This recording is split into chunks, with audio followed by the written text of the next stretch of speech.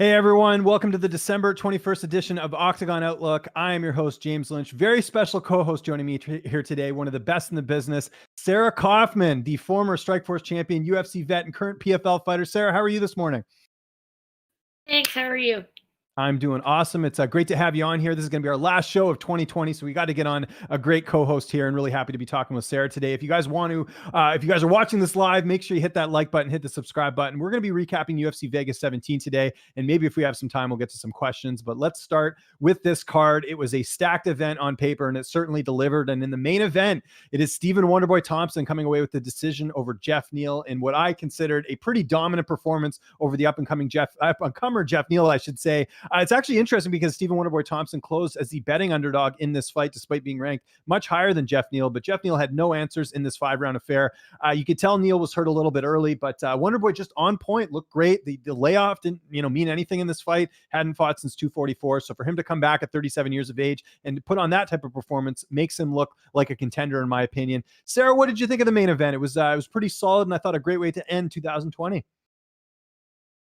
I thought Thompson looked so good. I mean, I'm a fan of his in that he's so impressive, but I also feel for people who are fighting him because his style is so hard to prepare for, but also to in the fight, to execute your game plan. You could see how frustrated Geoff Neal was throughout that whole fight, just walking forward, and Thompson just kept so sharp. His speed, his understanding of range and distance and moving constantly, not being there when Geoff Neal would try and throw. You could just see it just wore on Geoff, super frustrating for him. And I thought that Thompson looked like one of the best fights of his career.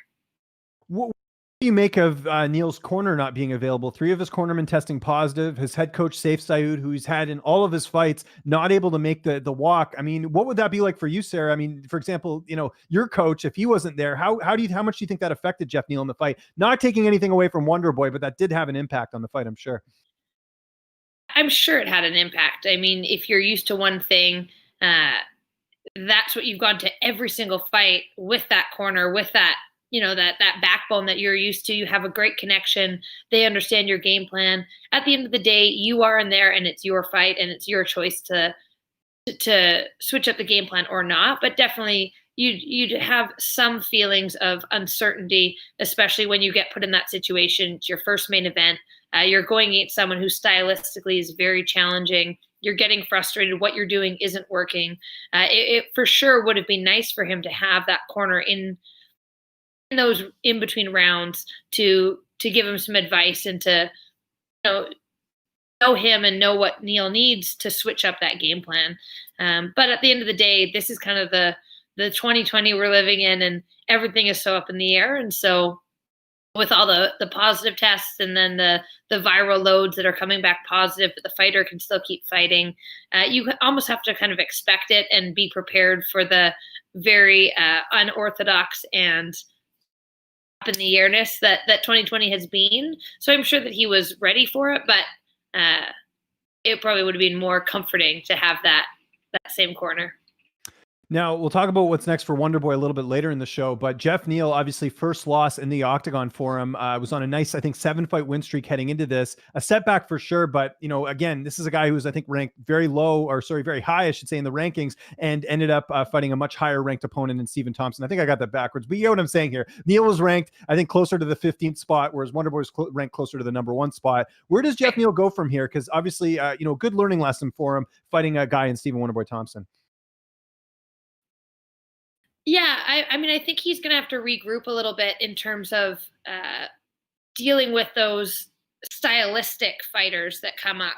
Against someone who's well-rounded, he probably has done really well. And this is, I would assume, the first time he's come up against someone who's stylistically created such a problem for him. And it's hard to duplicate that in terms of a training partner, because not everyone – there's only one Stephen Thompson, and he's very specific to what he does, and he's very good at what he does. So I don't think it puts him too far back. I think that you lost to someone who's been in the top 5 for, I would think years at this point. He's, fought for the title multiple times. He's had those big opportunities. I think for Geoff, it's just give him someone who's probably top 10, maybe somewhere between 10 and 15, and let him get a good win or a good fight against someone who's maybe not quite as experienced or as stylistically challenging. Completely agree on that. I think Geoff Neal, they got to build him back up again, but great lessons learned, especially first main event, first 5-round fight. There's a lot to take away from that performance for Geoff Neal, so I'm sure he'll be back better than ever. The co-main event treated us to a very interesting fight as well. We had Jose Aldo, fresh off that title loss to Petr Yan, taking on Chito Vera, fresh off his win over Sean O'Malley. So two fighters going in opposite directions, but it is the former featherweight champion, Jose Aldo, coming away with a pretty dominant unanimous decision victory over Chito Vera. This was vintage Aldo in this fight, with the body shots, the kicks. There was a lot to like from Jose Aldo in this fight. And I feel like a lot of people were overlooking Aldo in that fight just with the damage he took in the Yan performance and heading into this fight against a really durable guy in Chito Vera. But the type of performance that Aldo put on, in my opinion, shows that he still is a contender, even at 135. What did you think of Aldo in this matchup, getting a pretty pivotal win against Chito Vera, Sarah? It was a beautiful fight, I thought, for both of them. Vera, is it Vera or Rivera? It's Vera. Rivera, right? Yeah, it's Chito Vera. Yeah. Chito Vera. So I thought that I love watching Vera fight. He's so exciting. Those low kicks that he throws are definitely, snappy, lots of power, lots of speed. And so I didn't want Aldo to take too many of those. I'm a huge Aldo fan. And just once he started working that body, I was, body and leg kicks. It was beautiful to watch. And then, of course, that third round, getting the back, just holding on to that tight body lock, control the entire, 4.5 out of the 5 minutes or whatever it was. Super impressive. I was a little bit worried that first round, he started a little bit slower, like pinpoint accurate, but a little bit slow. And I also think that that's when he lost that, kind of close split decision that I thought that he won. It was also that same thing where his volume's a little bit lower. He's hitting hard. So I was super happy to see that side of him, but I do think that he needs to be a little bit cautious, just because sometimes volume wins around, even if you're landing the bigger strikes. And so I was not certain that 29-28 was going to go to him, and I was happy it did. Yeah, I thought overall good performance. I think in terms of what's next for Aldo, I think it is sort of another pivotal fight in the division. I mean, he's not going to get a rematch right away. Jan's supposed to be fighting Aljamain Sterling next year. We're only, a couple fights removed from that fight with Jan. So I think it'll take him a bit to get that title opportunity again. But there's a lot of interesting names in that division. You got TJ Dillashaw coming back. You've got Dominic Cruz fighting Casey Kenny, maybe the winner of that fight. You've got, Pedro Munoz and Rafael Assunção Pedro Munoz and Jimmy Rivera rematching next year as well. So there's a lot of key fights going on in that division. Also, Cory Sandhagen taking on Frankie Edgar. So there's a lot of interesting matchups that are sort of unfolding here. And I think Aldo fits right in that spot, but he clearly is a contender. And I think we forget that even though he's had all these fights in the UFC and the WEC, he's still only 34 years old. So I think there's a chance that he could potentially become bantamweight champion. It's just a matter of making those adjustments. And like you mentioned, a little bit of a slow start. So maybe that's something he has to work on. And kind of like the main event with Chito Vera, the main event with Geoff Neal, I think Chito Vera in this fight also got a bit of a level up in this fight fighting an Aldo, but it's the type of experience that, goes a long way getting to fight a legend in Jose Aldo. So I think for Vera, it's just another ranked opponent next and get back on the horse and continue the momentum. But for Aldo, I think it's more of a contender's fight, a fight that's going to get him closer to another title shot at a certain point. Where do you sort of see the winners of this fight going? The winner and the loser of this fight going next, Sarah? For Aldo, I think there are so many options. I would like to see him get a couple fights at least before another title shot. I understand why they gave him the Petr Yan fight. The fight with Marlon Morris was so close, and I thought that he had won. But he definitely, for Aldo, this was a much bigger win than it would have been for Vera, I think, based on his positioning. And so this win puts Aldo in a really good spot. I'd like to see him get, a couple fights, and then if he wins those fights, get another title opportunity because he's amazing. He's so skilled. You could see he decided to, go for a takedown, use his jiu-jitsu and just, kind of blanketed and didn't allow Vera able to do anything. So I thought for him, that was great to see that he's not just using his striking so he can mix it in because he's so good on the ground. And I'd like to see him get those opportunities with some of those kind of exciting, maybe not the fastest of the fighters, but just, again, let him build into it. Don't just give him a huge fight right off the bat. And then for Vera, I think that this was a win for him. You fought what's known as potentially the best 145er that's that's been in the UFC, in Aldo. You had a great fight with him. Yes, the last round was a bit of a blowout. You didn't take damage, but you did get controlled. But up to that, it was a good competitive fight. And I don't think he lost any stock in this fight. So you give him, again, another fight, someone in the top 10, and let him continue to just bounce off of from the loss. Moving on to the welterweight division, we had Michelle Pereira pick up another win, this time over Chaos Williams, halting Chaos Williams' impressive stoppage streak. Pereira picking up the decision in this one. There's a lot of people saying, controversy, whatever. It was a close fight. I didn't have an issue with the judges giving it to Pereira, but I think the big thing that we can take away from this, Sarah, is that Michelle Pereira appears to be a little bit more controlled now. We saw him last September in Vancouver, doing backflips against Tristan Connolly, and it didn't work out in his favor. Connolly ended up pulling off a massive upset in that fight, and I think partially due to the IQ of Pereira just not really taking the fight very seriously, but we saw him a little bit more controlled in this fight. And look, it could have been easy for him to do that in this fight. Chaos Williams is a very entertaining fighter. It could have been a crowd-pleasing affair, but I thought, even though it might not have been the most entertaining fight, Pereira did what he needed to do to get the win, and I thought looked really good and much more controlled in this fight. Again, getting a really big win over Chaos Williams, who had 2 highlight reel knockouts heading into this fight. What did you think of Pereira's performance, and did you score the fight for him at the end? I actually missed, I think, the third round of that fight. The rounds I saw, it was a close fight again. I thought that Pereira, even his last fight, where he was doing the hands, the kissing and the slapping, he's finding ways to be entertaining, but, definitely bring it more back to a 3-round fight versus, doing all the crazy flips and doing the jumping off the cage. And, in the Connolly fight, he did 4 backflips before the first round had ended and then kind of gassed himself out. So I like that he's taking a more serious approach to his fighting style because he's so skilled in a lot of areas. And so I like that he is doing that, taking it seriously, doing what he needs to do to get the win. I know people love that excitement. They love the ridiculousness of the, backflips to pass the guard, even if it doesn't work, and that entertainment factor. So I'd like to see him, marry those two together, because he got a big name because of the fact that he does such crazy things and he's so athletic. And then Chaos with that stare down, just laser focus with those eyes. That's an intense, lead up to the fight. And I don't know how much energy that takes out of him, or if that's just his intensity that he needs. But I don't think either one of these guys really lost or gained necessarily too much from a close fight like this. I think they both showed a lot of really good skill, and it'd be nice to see them again get those similar kind of bump up in test without getting necessarily into the top 5 yet. Yeah, it was a close fight. Again, Williams did not look out in this fight. It was very close. It was very winnable for Chaos Williams, I think. So in terms of what's next for both fighters, I think still something out of the top 15. Pereira's only got a 2-fight win streak right now. I don't think that's enough to get him in the top 15. And then you've got Williams as well, who, had he won this fight, I'm sure he'd be talking about a ranked opponent, but I think at this point he's still out of that spot as well. But if you're the UFC matchmakers, you know what these guys are going to do. They're going to stand and trade. Let's continue that style of matchmaking here. This is a good fight. Maybe not the most entertaining, but I think there is potential for both of these guys going forward to get sort of those fun stylistic matchups. Is that kind of what you see as well, Sarah? Do you think they should try something a bit different with the matchmaking after this?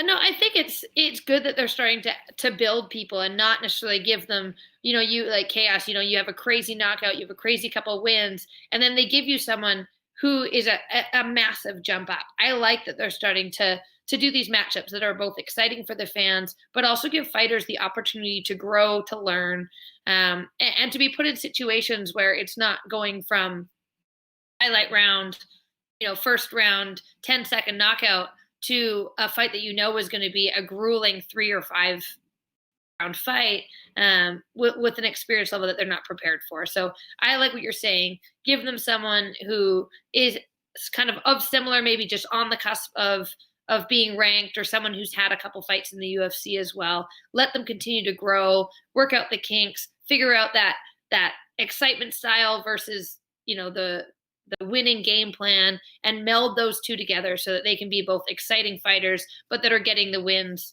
that are needed in the UFC to continue to move up the rankings and to stay employed. We talked about the bantamweights earlier. We had another key bantamweight fight on this card. Rob Font getting the first round finish over Marlon Morris. If you would have asked me ahead of this card, what would have been the biggest surprise seeing the results after? Rob Font finishing Marlon Morris in the first round would definitely been near the top of the list. I absolutely think Font was game in this fight, and I thought he could potentially win. But for him to finish Marlon Morris in the very first round, super impressive. Also impressive considering that's Rob Font's first fight in over a year. He had ACL surgery. For him to come back here and take out a top contender like Marlon Morris is huge for him. And I think that puts him in that contender spot with this win. And I think there's a lot of interesting options going forward. And Marlon Morris, I don't know what's happened, Sarah. He's gone to American Top Team his last couple fights. He moved his whole family out there, leaving Mark Henry and Ricardo Almeida. He just hasn't looked the same. I don't know if that's because of that, but it is kind of weird that when he switched camps, he's actually had a bit of a losing streak here. You mentioned the Aldo fight. A lot of people felt like Aldo won that one. Then he was finished by Henry Cejudo. Then he was finished by Cory Sandhagen as well. So Marlon Morris, was 5-1, I think, when he was about to fight for the title against Henry Cejudo. He's now lost, a couple in a row here and 2 back-to-back stoppage victories. So his stock could not be lower right now. I know it's the fight game. It's very difficult, but where do both fighters go from here? I think for Font, like I said, contenders. And I think for Morris, you got to build him back up again because that's another stoppage loss, and very decisively he was finished in the first round. I don't think I actually had seen Rob Font fight prior to, so I didn't really know anything about him. Like maybe I have, but I'm just not sure. So I was like, oh, who is this guy? Apparently people are saying he's pretty good. I mean, it was impressive. Just the accuracy and the power that he was throwing. You could hear when he was landing those shots that it wasn't going to take many of those shots to put Marlon Morris down. I was blown away. He stayed composed. He stayed focused. He found his range. Once he landed, he knew that he was throwing. For Marlon, maybe it's a matter of, a little lack of confidence. Maybe it's just you're fighting really good guys. Like, Sandhagen's really good. I mean, Jose Aldo, of course, is really good. Like, you're fighting these top level guys. Henry Cejudo, like, you can't, you can't, I don't think, drop stock too much when you're fighting the best guys. People get caught. It's the fight game. It happens. Whether it's a change in camp that's contributed to this, or whether that's just two things that have happened to coincide at the same time. I'm all for going where you need to go and staying with the coaches that you're confident in. But if he felt that for him it was the right move, then it probably was the right move. And it is hard coming off of those losses, and I think it gets in your head a bit. Fortunately for me, I haven't been knocked out, but to get finished and then to get finished a second time in a row, it's probably time to step back and like let your body heal a little bit, work on your jiu-jitsu, work on your timing, do all those things that you need to make sure that your body is healthy and your brain is healthy before getting in there again. And of course, 2 losses in a row, and then or is that 3 losses in a row now? Well, no, Morris, I mean, you could almost say 3 losses in a row because the Aldo fight was a split. A lot of people think he didn't win. So he's lost 3 of his last 4, but he's been finished in those 3 fights. So that's where things get a little bit. And here's the other thing, Sarah, I don't know what you want to think about this, but that Sandhagen fight was in October. Like, was it a bit too soon for him to come back after being finished in that fight? Hindsight's 2020, but you do wonder if maybe you should have taken a bit more time off. What do you think of that? I think anytime you get finished and anytime you're rocked, you want to take time off of sparring, and you want to give your brain and your body that time to that swelling to come down, all those effects. I mean, even the psychological effects of that, there's something to be said about getting right back on the horse. But, if he got knocked out in October and then now it's only December, that's only like 8, maybe 9 weeks, maybe even less than that turnaround time. Commission wise, you're probably not supposed to be having contact for 30 to 60 days after a TKO or a knockout finish. So he was probably right on that cusp. And so if he's been either training and sparring, he shouldn't have been. And if he hasn't been sparring and then now he's going into a fight, your timing's probably a little bit off. So I don't know if that's necessarily the right decision, coming from a TKO or a knockout loss to turn around and fight right away again. I think he probably should have taken a bit more time. So yeah, Morris needs a bounce back fight. His next one, I think he should take some time off. This is just the guy behind a computer saying this. And Rob Font, I think, lots of good bantamweight fights coming up. He could fight the winner of any of these upcoming fights, but his stock could never be higher. This was the biggest win, in my opinion, of Rob Font's career. Really exciting performance from the New England Cartel and his teammate, Calvin Kattar, fighting next month, actually headlining that January 16th card. So maybe he can, Calvin can use some of that momentum going into his fight against Max Holloway. But let's get to the heavyweights. This was the last fight on the main card. Marcin Tybura finishes Greg Hardy in the second round. This was such a weird fight, Sarah, because I'm watching this fight and I'm watching Greg Hardy come out like a bullet of a china shop. He's landing shots on Marcin Tybura. I'm thinking this is going to be over. He's going to knock out Marcin Tybura. He's looking amazing. And then the second round, he comes out totally flat, gets on the ground, and then Tybura starts teeing off on him. And what's so surprising to me, Sarah, about this fight is that Greg Hardy fought Alexander Volkov not that long ago and went the distance with him. And for a guy like Marcin Tybura, who's not really known as a finisher, for him to go out there and actually finish Greg Hardy in the second round is super impressive. That's 4 straight wins for Marcin Tybura. Greg Hardy, this is a huge setback for him. I think that the sort of the talk in his career has been, can he get to that next level? You know, he failed the Volkov test. He couldn't have failed this one even more despite having such a good first round. So what do you make of this? It's such a weird fight that happened on Saturday night. Yeah, I mean, Hardy, I actually thought that his skill set definitely looked to have been developing in that first round. He was actually using his jab a bit better, setting up different strikes, not just throwing everything on every punch.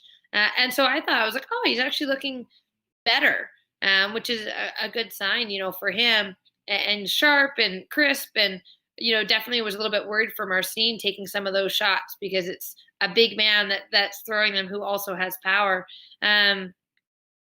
But yeah, in that second round, you know, Marcin changed his game plan. Whether his game plan was to stay on the outside for the first round, I'm not sure, just to let Hardy tire himself out. It could have been his game plan. I think it's a little bit risky given that you're probably going to be in his range and you're getting hit with shots, which you're hoping to withstand. But that second round, he definitely changed his game plan, started moving forward, started striking first, wasn't necessarily doing the counter game that he had been seemed to be executing in that first round, found success, started landing, finally got, you know, those hands around those huge tree trunk legs, got the takedown, and then Hardy just gave up, I thought. You know, he didn't really mount any offense or defense trying to get off the ground. Whether he was just too tired to do that, whether he didn't have the skill set to do that, I'm not sure. But Marcin capitalized. You know, it seemed like he threw a strike for the ground and pound, and then Hardy just didn't move. So he's like, all right, I guess I'll just finish it. I don't think many other people would have been finished in that manner because I didn't think that many of those shots actually landed. But Hardy just wasn't defending, wasn't moving. It was the right stoppage from the ref. Great for Marcin. And yeah, I just thought Hardy looked like he was mentally done in that fight, whether it was a gas thing or he just didn't want to fight anymore. I'm not sure, but great for Marcin to get that finish. Yeah, it's crazy actually. Marcin was knocked out on that same Vancouver card last year and like quickly by Augusto Sakai. He's now won 4 straight fights. He's got one of the best winning streaks in the heavyweight division right now. So I think for him, it's got to be a big name after this. You get 4 straight wins. That definitely earns that spot for Hardy. You got to build him back up again. You know, they have something here with Hardy. He's got a decent name, you know, coming over from the NFL. He's clearly got some talent, but still very raw. I think they got to continue to give him, whether it's contender series guys or someone to just sort of build him up again, because this is another test that he failed here. And, you know, if he keeps losing fights like this, we're going to have to talk about Greg Hardy potentially getting cut because he can't lose fights this decisively. So I don't know if that's kind of where you're leaning as well, but I think you got to build Hardy back up again. Yeah, I mean, Hardy came in with what, 2 fights? Yeah, you know, he came to the UFC with almost no MMA experience. You know, people went off of his name. There's all the controversy of his background and whether people like him in the UFC or not like him in the UFC and all the attention he's been getting. Yeah, I mean, I think if you want to keep him in because he has the name and you're trying to push him, you have to give him some opponents that he's gonna look good in and win. Because yeah, you can't have him. Although wasn't this his 3rd fight this year or 4th fight? He was on a 3-fight win streak. Yes, he's I'm just going to look at Tapology now here real quick. It was his it was just his 3rd fight this year, but he had won back-to-back fights. He got he got a stoppage win over Maurice Green in the fight before that. So he's got two Right. fight win streak heading into this fight. Yeah, so I mean, like it lowers his stock because I think it showed a big hole in his game, whether it's a mental or a physical or a technical hole.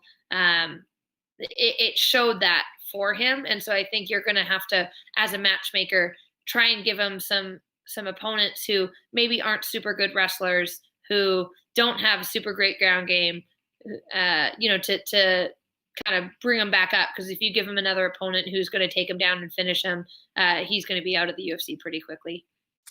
And then on the prelims, we had a pretty big fight between Anthony Pettis and Alex Morono. Of course, this was the last fight on Anthony Pettis' contract, so a lot of pressure going into this one. And early on, it did not look good for Anthony Pettis. Alexander Morono had him on the ground, had a couple good positions there in terms of getting his back, and looked like he was going to potentially get another submission win, similar to what his teammate Diego Ferreira did earlier in the year.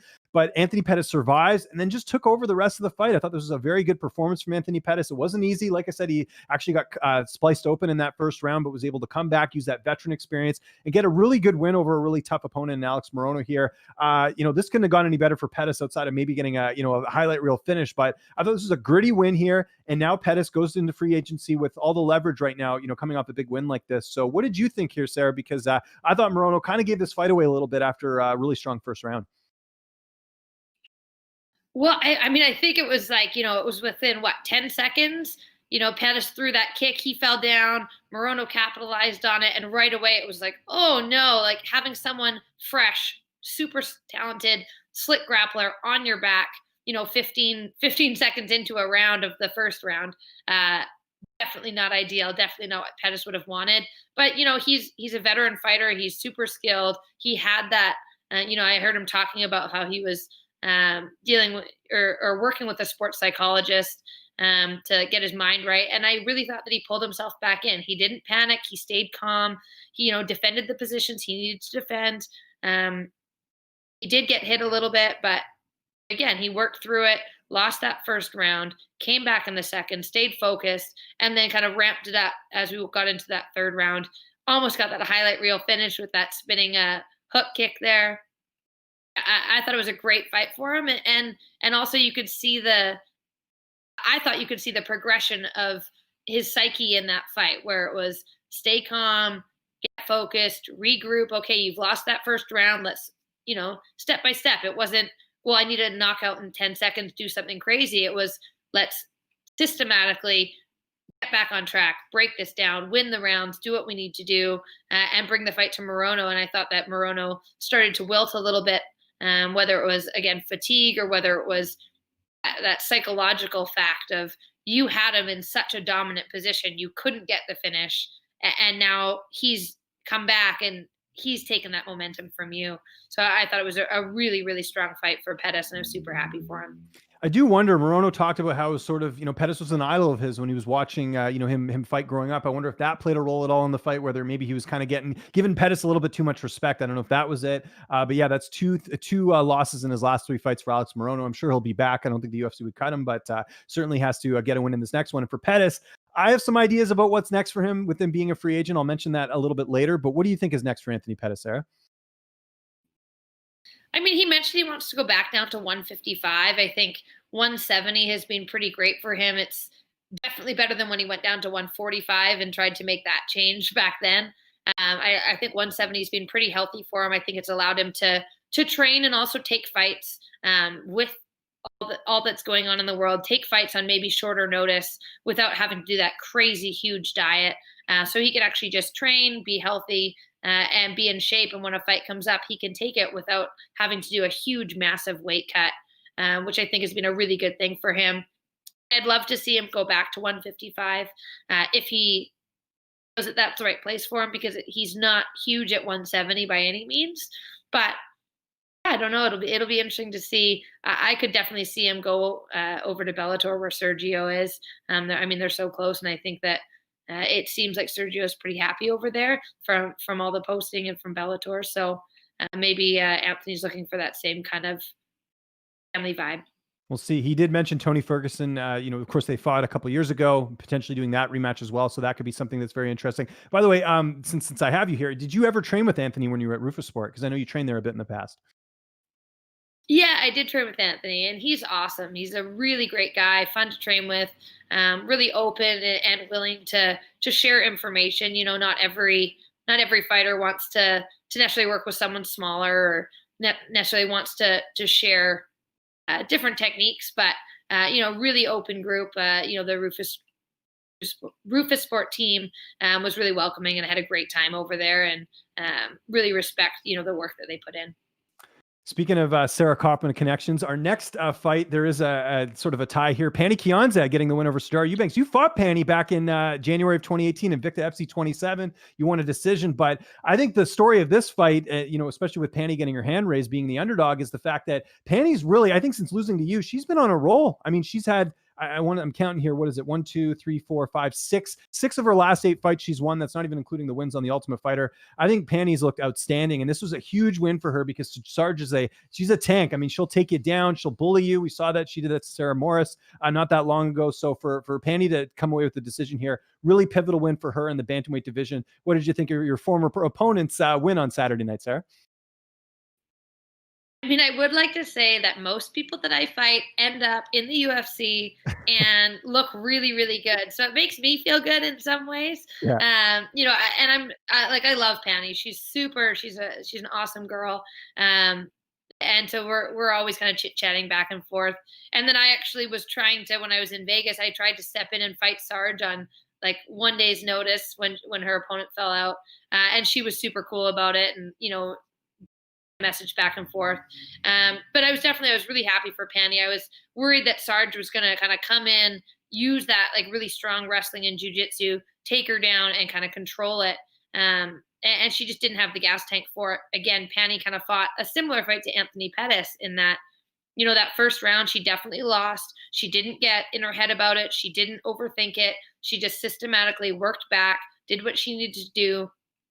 I thought she maybe accepted takedowns a little bit too much in some ways, where she'd almost, half pull guard instead of fully trying to get back up or fully trying to stop the takedown. But Sarge is also really good. So maybe she felt that she'd rather be in guard than be in side control in the middle of the cage, which is very valid.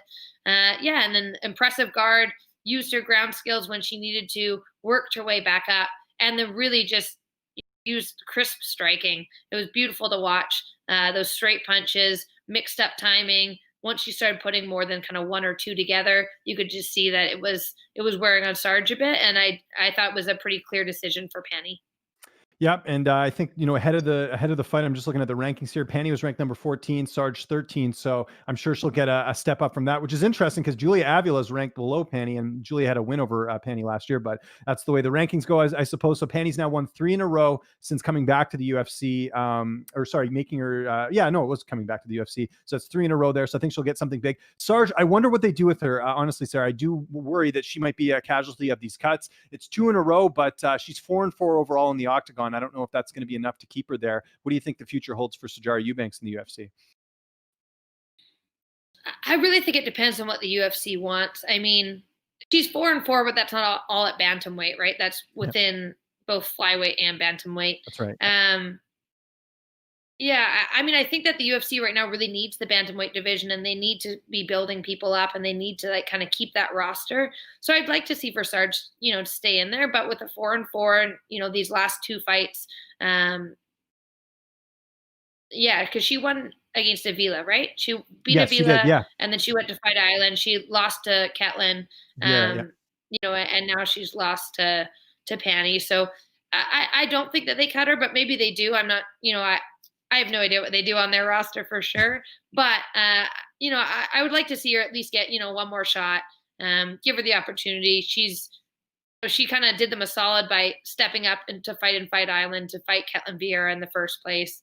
I would like to see that rewarded because, you take big fights on short notice. 50% of the time you win, 50% of the time you lose. Hopefully they keep her around, but there is a chance for sure that she might get cut. She didn't look great, I don't think, physically in that fight. Just because you go up in weight doesn't mean you have to necessarily get bigger and softer. And I thought that she didn't look in her best shape. But maybe that's just a product of the times that we're in and what's going on in her life. So I can't say anything too much about that, but hopefully she sticks around. Well, someone who did save their job on Saturday night was Geron Nguyen, coming in on a 2-fight losing streak heading into this fight against Antonio Arroyo. And Geron Nguyen might be the shortest middleweight in history. I mean, he is 5'6". I've met Geron in person. Like he's a stocky guy, but he's not very tall. And he was fighting 6'3" Antonio Arroyo in this fight. And Nguyen was a big underdog, and he won. His wrestling, he went back to his bread and butter. This is what he was known for when he came into MMA, was his wrestling. He's a AKA guy. He trains with Daniel Cormier, and he just out wrestled Antonio Arroyo for the entire fight, and I thought looked really good. This was a good performance from him. One of the few times we've actually seen him really utilize his wrestling quite well, and it paid off for him. And I do still think he's going to have trouble with some of the bigger fighters in that division, but this was a good win. And I think Antonio Arroyo, his stock cannot be lower now, losing a pretty decisive fight to a guy where he had a huge height and reach advantage. What did you make of this fight? Kind of a weird one, but good for Geron Nguyen for keeping his job. Yeah, a weird one. I hadn't seen either of them fight before, honestly. In the commentary, you heard DC talking about Nguyen's wrestling and his skill set. I mean, I didn't love the fight. I think it's a tough fight when you're that much taller than someone. You know that like all they're going to do is either throw overhand bombs, or they're going to, especially when you're that good of a wrestler, they're going to be under your hips trying to take you down. I thought the Arroyo kind of gave the fight away a bit. I thought that he could have won that. He just needed to keep using that range, defend a few of the takedowns. Nguyen just did a good job of continuing to keep that pressure in. I didn't love watching the fight, honestly. It wasn't necessarily I didn't think that Nguyen looked that good, aside from he has really good wrestling. He walked into almost every knee and uppercut and a lot of front kicks. I thought that he could have utilized a little bit more movement. It's an easy thing to say watching it because, being in there is a bit different, and having that crazy height difference is a huge factor. It's hard to get in on people. You almost just have to like lunge and jump at them. I think he was fortunate that it was the smaller cage, though. I think if it had been the bigger cage, I think Arroyo would have been able to keep that distance, use that range, keep him on the outside, and probably have earned a decision that way. But given this is the rule set and the size of the octagon that they were using, I thought that Nguyen did what he needed to do to get that to get the win. That sounds silly, doesn't it? But he did what he needed to do. No one said that before. Yeah. Yeah, he got the win. Of course, he's amazing wrestling. It would just be great to see him, maybe open up with some, like maybe more ground and pound and positional grappling, as opposed to just the takedown and the hold. That kind of did what he, got the win. Let's zoom through the rest of these prelims here. Talia Santos getting the upset over Jillian Robertson, the lone Canadian on the card. This was all Talia in this fight. She just out-grappled Jillian Robertson, took her down, controlled her. Jillian didn't really look herself in this fight, and not taking anything away from Talia's performance because she looked outstanding. I mean, this was, I think, Talia's best win in the Octagon so far. What did you think of this fight? I'm bummed I didn't see it. I didn't realize the fights were on so early, actually. And then no I was worries. like, I know it was at my on. phone. Someone's like, yeah, at our time it was on at 1 o'clock. I was like, no, I wanted to watch that fight. Yeah. No, you should go back and watch that one. Santos totally dominated that one. Not going to say much more other than Robertson's really struggled with consistency. I think she's alternated between wins and losses in her last couple of fights now. So she's got to go back to the drawing board. Of course, she left American Top Team a couple of fights ago to go work exclusively with Dean Thomas. So I don't know if that's playing a role at all, but just, she's still young. Robertson's 25. So, still some room for improvement, but obviously a bit of a setback there. And for Santos, like I said, flyweight division's wide open. So I think there's a lot of options for her there. The other fight we'll talk about, the middleweight fight, Tafon getting the win over Jamie Pickett. The craziest thing I think about this fight, other than the fact that Tafon, nearly finished this fight a couple times, Jamie Pickett very durable, but Tafon also apparently after the fight told reporters that he cut 39 pounds to make this fight. Apparently he said he was around 220, I think, heading into the cage for a middleweight fight. Have you ever heard of anything like that, Sarah? That's crazy. That's insanity. I mean, that's also just poor discipline in some ways. If you fight at 170 and you're sitting at 230, you're I don't know. To me, you're a little bit of a dummy. That's just not what a professional athlete or an elite athlete should be doing. It's too much on your body. Even if you can make it the one time, your performance is going to suffer. Your body's going to suffer. You're clearly not taking your training and your nutrition seriously. I don't think you have to be on a boiled chicken and dry broccoli diet your whole life. I don't think that that's the right thing either. But if you're blowing up that far in between fights, you either should reconsider your lifestyle choices, or you should maybe switch a weight class, because I just don't think longevity wise that's good for your metabolism or your kind of your entire body. Okay, the last two fights, this is one you got to go back and look at, Sarah. Jimmy Flick getting a flying triangle choke over Cody Durden. You know, Durden actually looked good in the early going, and Flick, just that ground game was the kryptonite of Durden. Like I said, flying arm triangle. This is at flyweight too, so this is really good for that division. They're trying to start things back up again with the whole Henry Cejudo retiring and all that. So it's been a good win there for Jimmy Flick, who was actually making his UFC debut as a Contender Series winner. So that was a really big win for him. And Cody Durden, now winless in the UFC, had the no contest against Chris Gutierrez, and now loses this fight. I think he'll get another shot because it is flyweight, but Jimmy Flick look unreal. And then the last fight I wanted to mention just quickly as we're wrapping things up on this card, Christos Giagos got this fight, I think, on 24 hours. I forget how early it was that he ended up getting the shot, but he ends up stepping in for Rick Glenn, getting to fight Carlton Minus, and just dominated the fight. Like, he was, I think, the biggest betting favorite on this card, just because Minus, I guess a lot of people don't have faith in him. Actually, Minus fought in PFL. I don't know if you actually remember him, Sarah, but he comes to us from Alaska FC, which is one of those promotions that I've always warned people, if you're betting fights, Alaska FC is one of those promotions, for whatever reason, does mismatches all the time. And you look at, they build up these fighters to these, 10-1, 10-2 records, but you look at the level of opposition, there are a lot of losing records here. So Carlton, unfortunately, showed that in this fight. Christos Giagos way ahead in this one, looked dominant in this one, getting the decision victory. What do you think of those last two fights? I know you didn't see them, but what do you think of some of these performances? I love that people are coming in, getting these opportunities, staying ready, really, so that it is a last minute opportunity. But at this point, people are like almost doing camps, knowing that fights are coming up, so that if a fight comes up, they're in shape. It's not just before, where people would 100% be out of shape. They're now in shape, ready to go. Maybe they didn't have the opponent, but they have been training. So it's great to see these people coming in, taking advantage of the opportunity that's given to them, based on whatever situation, and getting those wins. And then I'm super excited. Did you say a flying arm triangle? Yeah, exactly. It was a flying, flying triangle choke. Sorry. Want to clarify that. Yeah.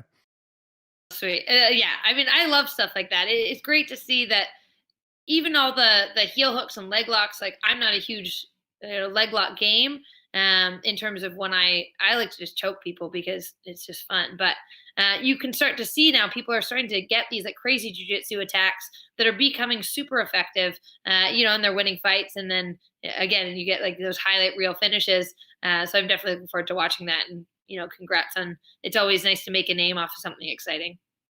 Before we leave this card, there's a few things I wanted to talk about. I talked about the main event with Wonderboy Thompson getting the win over Geoff Neal. And I think if the UFC had it their way, they would have gone with Geoff Neal getting the win here. They can build him up a little bit more. Wonderboy's great and had a great performance, but he's 37. So I do wonder if the UFC sort of thinks, how much of a shelf life are we going to get if Wonderboy does get a title shot? And Sarah, I think Wonderboy's stuck right now at welterweight because he got this win, but who's he going to fight right now? It looks like Leon Edwards is going to be fighting Khamzat Chimaev on January 20th. And I have a little hunch, and I'll get your thoughts on this after, that if Khamzat Chimaev wins that fight, he's going to fight the winner of Kamaru Usman and Gilbert Burns. Yes, he doesn't have any wins over any ranked opponents, but they're calling this guy the next Habib. Everyone's interested in him. I could see that hype leading to him potentially getting a title shot. And then you've got the other fight, which again, not 100% official, but it looks like Colby Covington is going to be fighting Jorge Mossvall. These are two of the biggest names in the division. And even though Wonderboy has a win over Jorge Mossvall, and even though he says he wants to fight Mossvall next, I don't see that happening for Mossvall's end, just because of the fact that he already lost to him. It's not a money fight, and Mossvall can either fight Colby or fight Nate Diaz and probably get a bigger payday at the end of the day. So I don't think you'll see Mossvall fight Wonderboy again. So what does that leave him with?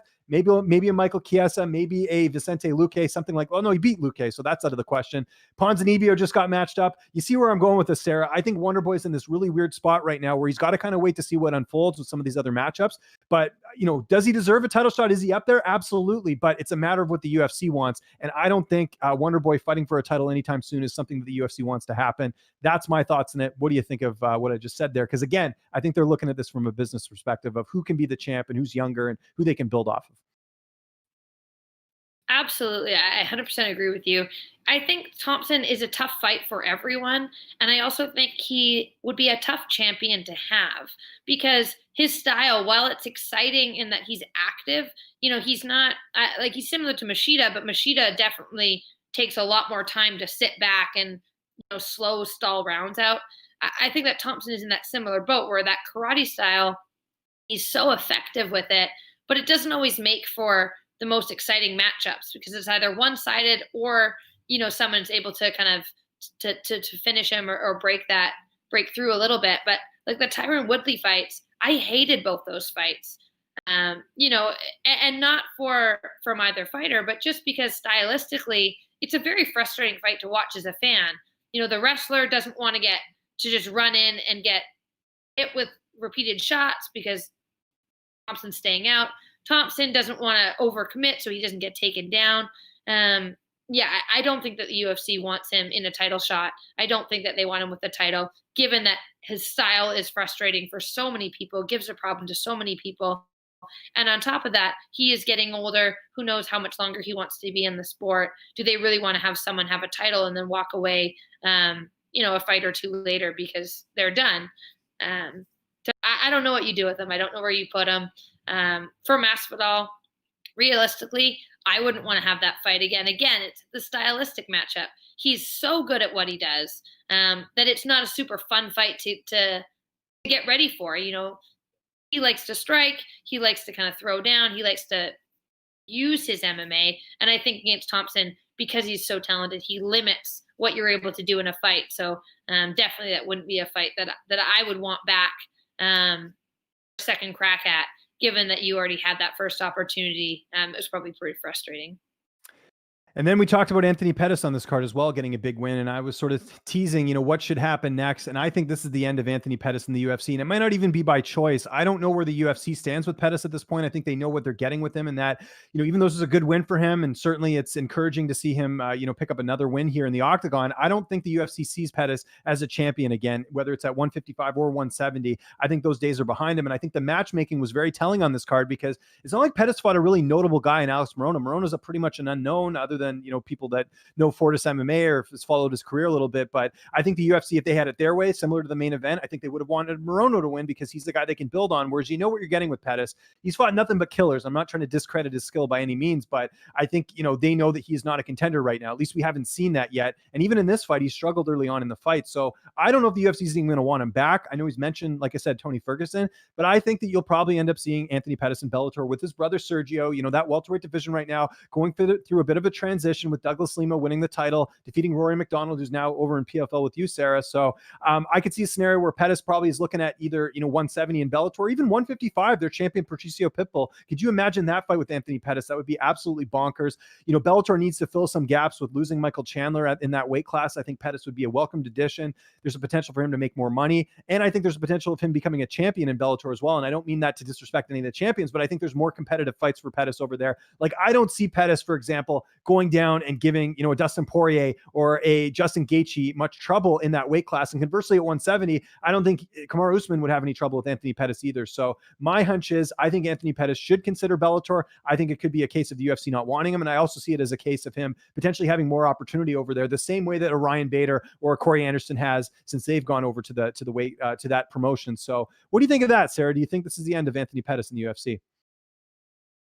It could be. I think that Anthony's been with the UFC and WEC. You know, I think I read something today. Like 11 years he's been, you know, with WEC. Then UFC took over, so then he's been under the Zuffa banner for a very long time.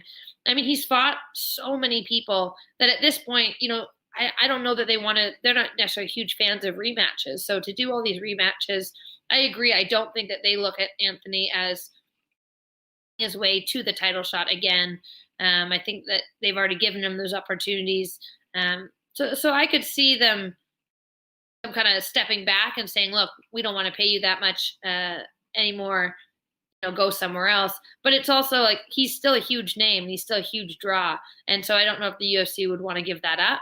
It'll be interesting to see. It definitely seems like they're starting to open up with people that have been around for a while, if they don't think that they're going to be in that title picture, or if they think that they've been too close to the title picture for too long, but never quite made that title. I think that's kind of what you saw with Yoel Romero. You know, he's a tough fight. He's going to beat people that the UFC would want to build up and to kind of work towards a title shot. So it's almost like getting rid of those people that, you know, they're never getting that title shot, or you don't want them to have your title, but they're going to beat the people you want to be building up. It seems like maybe that they might get rid of them that way. Some news that kind of flew under the radar last week. Cory Sandhagen is going to be fighting Frankie Edgar. I love this matchmaking here. I was wondering what was going on with Frankie Edgar because, of course, he came off that win over Pedro Munoz in his first fight at bantamweight, and I figured maybe they're thinking title shot, but matching him up against Sandhagen, which I think is a great move here. Sandhagen is just 2 fights removed from that loss to Aljamain Sterling, which, it sucked, but Cory, made up for that and getting that finish over Marlon Morris. So I think this is good matchmaking here. I don't mind Edgar getting another fight before a title shot. I know typically the UFC is kind of like, well, usually if it's a former champion moving down a weight class, they'll give him 1 fight and then a title shot. In the case of Edgar, he's not getting that, which I don't mind because I think it's such a deep division. I think it is better for him to kind of prove himself a little bit more. And why not do that against a really lanky, tall guy in Cory Sandhagen? So I love the matchmaking here. I think the winner of this definitely either gets them that next title shot, whether it's the winner of Aljamain Sterling and Petr Yan, which, by the way, like I mentioned, is not officially rebooked yet. It was supposed to take place at 256. So we'll see what happens there. But I think it's just a good fight. And it kind of, like I said, it's a win-win for the UFC. If Edgar wins, he's a big enough name where they can put him in a title fight and people will be interested. And if Sandhagen wins, it's a good opportunity for him to get some redemption after losing to Sterling and for him to go and fight for another title here. So what do you think of the matchmaking here, Sarah? It's a pretty pivotal fight at 135. I think it's super strong matchmaking. I think it's exactly what you want. You can have either guy who wins be in a position that no one's upset if they get that next title shot afterwards. It really is somewhat of a title eliminator. Or you give them one more fight after. I agree. But I think that for either guy, Edgar or Sandhagen, they get the win. They're in a really good spot. They get the loss. They fought, they fought some. They're not too much farther down. With Edgar coming off of the fights at 45, I think it's good that they're giving him a couple opportunities because he hadn't had a title in quite a while. And so I think it's a good thing for him to get that opportunity, get 35 a few times, feel it out, see how he feels, but also get the fans and get everyone kind of behind the fact that he's now kind of revamped, renewed, rejuvenated at 135. It's crazy to think that he had so much success at 155, and now he's potentially going to be in a position where he fights for the 135 title as well. It's great matchmaking. Super excited about it, and I think it's a great fight for both of them. And the last bit of news, we were kind of reminded of this over the weekend that TJ Dillashaw is going to be returning next year. Of course, caught with PEDs. He had a lengthy suspension, hasn't fought in a while, and now he's going to be coming back next year. And I made the mistake, Sarah, on Saturday of retweeting something that Dillashaw had posted saying, I'm going to come back and get my belt and all this stuff. And of course, my mentions blew up because all these people are saying, you're a cheater and all this. So I had to actually mute that conversation. It was like, my phone kept going off and I was like, oh man, this was a bad idea. But what happens with Dillashaw? What do you do with them? He's not going to I don't think he'll get an immediate title shot. I think when it comes to PEDs, you got to give one fight in between there, and then you can go back and see what you're made of. But Aldo called him out. I like that fight. I think that's the biggest fight, one of the biggest fights you could make at 135. Aldo, big win for him over Chito Vera after losing to the title. I think you beat a Dillashaw, that gets you right back in the driver's seat. And conversely for Dillashaw, if you beat a former champion in Aldo, I think that's got to put him in the driver's seat as well in terms of a title shot as well. So I think that's the type of fight I'd like to see. I don't want to see Dillashaw, for example, fight a Rob Font. And I love Rob Font. I think what he did on the weekend was spectacular. And I'm not, downplaying his performance whatsoever. But I think if you're the UFC, you've got this guy in Dillashaw who people hate, and people will tune in just to see him lose, Sarah. You know that. We've seen that with Colby Covington. People will tune in if they want to see a villain, not come out on top. So he sort of played that role. Why not get him to fight another legend in Aldo, or give him maybe even a Cody Garbrandt? I don't know, but there's got to be a fight there that's got to be a big name fight for his return. What do you think about that in terms of maybe Aldo or another big name there for his next fight?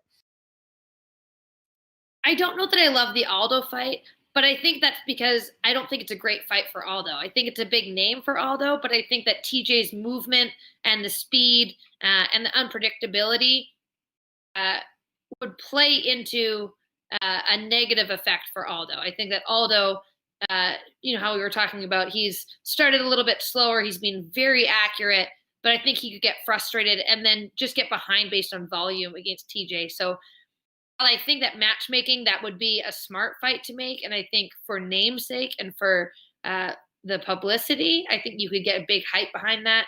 So, in terms of the UFC getting the money, kind of the bang for the buck, I think that that's a great fight to make. But from my personal standpoint of being a huge Aldo fan, I don't think that's a great fight for him. I think that he could win it, but I think it would be potentially he'd get outworked a little bit or a risk of that. But I do think TJ, coming off of the fact that he got popped for the PEDs, I think that he should have to fight at least once, if not twice. It's been almost 2 years? Yeah. Has it been Yeah. since... He got knocked out January of 2019 and hasn't fought since, because that's when he got busted. Right. So, there's a lot that's happened in that division. That division's been super hot, super active. I think that he should have to work his way back up. It was your fault. You chose to take those enhancements. And I think at this point, I think that he should have to fight at least once, if not twice, because the division has really moved on without him. That's a great point. And by the way, I've never heard anybody call PEDs PEDs or whatever you just said there, but that's cool. I like that. I think that's awesome. I'll give you some credit for that one. Isn't that what they're called? Well, PEDs, I think, is what people say, but I don't know. I got to get more privy to the kids of what they're saying. We'll answer a couple questions in a second here, but before we do that, Sarah, what's the latest on you? Couple things. First off, you're with new management. You're with Iridium Sports. I wanted to start there. How did that all come together? Yeah, I've been talking with Lance from Iridium for quite a while. I've been down at Syndicate, and when I've been out there, Lance kind of helped a little bit too with the PFL contract that I had. He would just review it for me, and he's just been a good guy that's been around. And it's been a frustrating time, as always in my fight career, where all I want to do is just fight anyone in my weight division. I don't care who it is. I don't care where it is. Like, I'm available. I'll do it. And for years, it's been a pretty big struggle to get people to sign on to that, to the fact that I want to fight. And so different management companies I've worked with, I think they hear like, oh, Sarah Kaufman's such a big name. This is going to be awesome. Well, we'll get you big fights, and then it's going to be an easy relationship. And it's been a pretty frustrating one, because promoters don't realize how hard it is to find me a fight. I'm just a girl looking to punch another girl in the face for money. I don't know why more people don't jump on that opportunity. So yeah, Lance has just been, in the corner, and was really confident that he could definitely give me some help in terms of getting some opportunities for my fight career. So I signed with Iridium back in July, when I was down in Vegas, hoping to step in on short notice for the UFC, but didn't happen. But we're still pushing forward. That's great. And then you'll be back with PFL next season. Is that the plan, or what's your latest with your next fight potentially? Yeah, no, I'm actually not with the PFL. I asked to be kind of released. 155 is just a very large division for me. Yeah. Right now I'm sitting under 150. I've been trying to stay a little bit lower, so that if something comes up, I'm in that situation that we talked about earlier. We're taking the opportunities where they come. Be ready, be prepared, be in shape. 155. I wasn't cutting any weight. I was trying to keep weight on when I was fighting in the PFL last season. It was a great opportunity. I really did enjoy fighting for them, but I want to finish my career in a place where I can be the best I can be. And that's not at 155. That's at 135. I'm so confident in my skill sets. I know that I could be, the world champion at my weight class, given the opportunity. So that's just where I want to go. My career is 135. Fair enough. You probably couldn't make 125, right? Only reason I bring that up is because of Bellator. They got their division rocking and rolling over there, but that's probably not a possibility? No, 125 is just too small for me. I don't think it would be a healthy cut at all. If I made it, I think it would be a really unhealthy thing for me to choose to try and do. A few years ago, 5 years ago, actually, after I fought Valentina, we kind of discussed maybe trying to go down to 125, and I did a 3-4 month block where it was high volume, focused nutrition, really dialed everything in. And even then I got to 143 or 144, at 10% body fat. And I just didn't think that it was feasible for me to somehow lose another 8 or 9 pounds to then still cut 10 pounds. It just seemed pretty unrealistic in terms of the longevity of a fighter. And with my skill set, I'm very confident at 135 that I'm super strong. I'm not the tallest, but maybe I'm like Geron Nguyen. What I make up for, or what I lack in height, I make up for in power out of my legs. So, would you ever consider going to 45? Because again, Bellator is popping along with that division, as well as Cyborg and Julia Budd and all the other great fighters over there. Is that something you'd consider, or no? I guess it's something that I might consider, but again, realistically, 135, like, I'm not tall for 135. So to be at 145, again, I'm giving up that size. I want to be fighting people that I'm on par with in terms of my strength, in terms of my skill, and in terms of my actual, physical stature. So while there's some really tall girls at 135, if they can make the weight, I'm happy to fight them. So any 135ers out there, like, let's do this. Let's, contact my management, contact Iridium, and we'll find somewhere to fight. At this point, I've been looking to fight any promotion I can find. Just there's no girls that are willing to sign on for 135. There you go. And last thing, Clarissa Shields, I'm sure you saw a sign with PFL coming over from the boxing world. What do you think of that transition? I think it's exciting because I think this is like the first time we've had a boxer come over that isn't over the age of 40, like James Toney. Like, Clarissa's actually like you could even argue she's not even in her prime yet, and she's just been dominating the boxing world. I'm very curious to see how she does. And also, she's training with your good friend Holly Holm, which I think is awesome. Yeah, well, I mean, Holly came over from boxing after doing really well when she was younger, for sure. So it's not only Tony. For sure. But yeah, I mean, it'll be interesting to see. She definitely, I mean, you can tell, like, she's boxed, but she's done almost nothing else, which is a really big learning curve. I think it's great that PFL is like signing some of these big names. It'll be interesting to see kind of what they do and where they go. I also like that they don't have Clarissa in the tournament for next season, because she's definitely going to need time. She's going to need to have some fights where she can gain experience and get some growth there and get some feel for what MMA is really like. I mean, boxing is just so different than MMA. At least for Holly, she had done a lot of kickboxing, so it wasn't totally foreign. She'd done a lot of training with Julie Kedzie and had done some of that training before, whereas Clarissa is brand new going into it. So I'm interested to see how she does. It's great that she's taking the time to develop her skills and search out different people to learn from and to grow with. And yeah, it's a fun talking point for sure. Just a couple quick things, then we'll wrap things up. We got some questions in the chat. Apparently, Mackenzie Dern is fighting Nina Ansaroff at strawweight. What do you think of that matchup? That's pretty cool. Oh, crazy!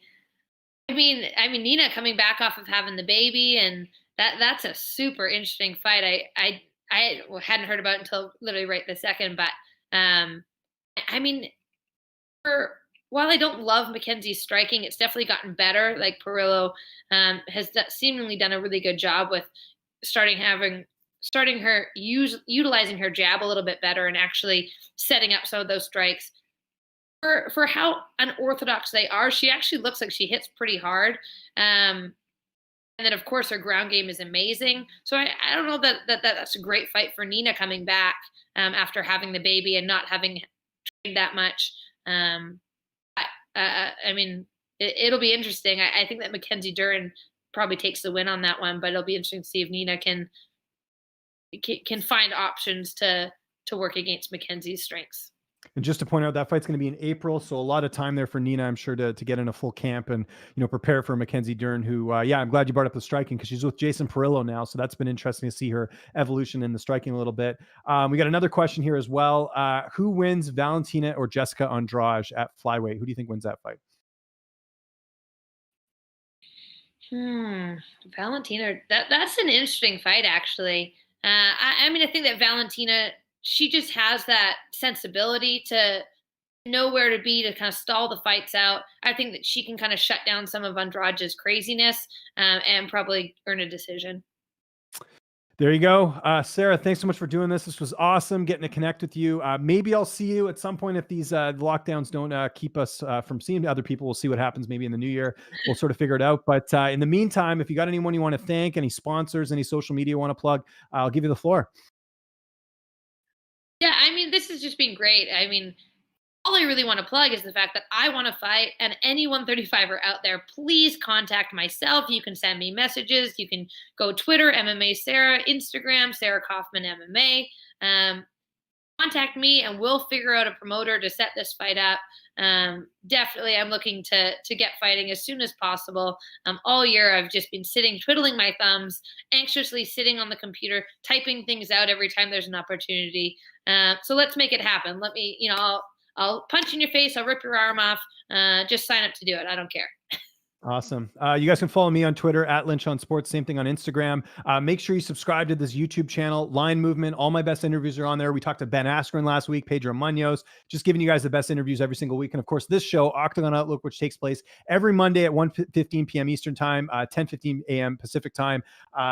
Just can't thank you guys enough. It's been a great year so far. We're going to see you next year for this show. Hope you guys have a great holiday season. I'm James Lynch. She is Sarah Kaufman. I hope you guys have a great rest of your Monday, and thanks so much for watching.